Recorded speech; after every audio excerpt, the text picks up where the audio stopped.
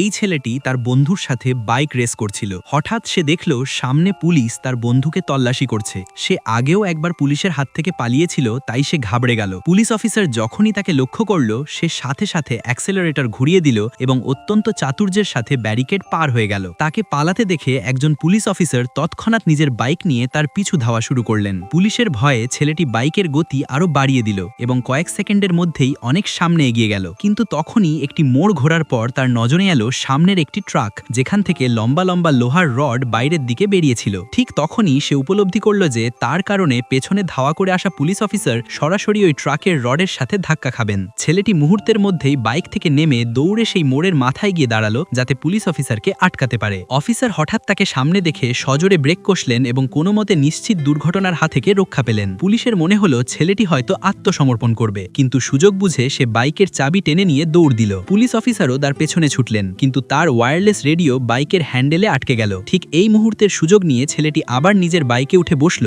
এবং দ্রুত সেখান থেকে বেরিয়ে গেল। পুলিশ অফিসার যখন নিজেকে মুক্ত করলেন, ততক্ষণে ছেলেটি চোখের আড়ালে চলে গেছে। অফিসার দ্রুত রেডিওতে খবর দিতে চাইলেন, কিন্তু তখনই তার নজর পড়ল ট্রাকের ওই বেরিয়ে থাকা লোহার রডগুলোর ওপর। সেই মুহূর্তে তিনি বুঝতে পারলেন যে ছেলেটি পালাচ্ছিল না, সে আসলে নিজের জীবন বাজি রেখে অফিসারের প্রাণ বাঁচানোর চেষ্টা করছিল।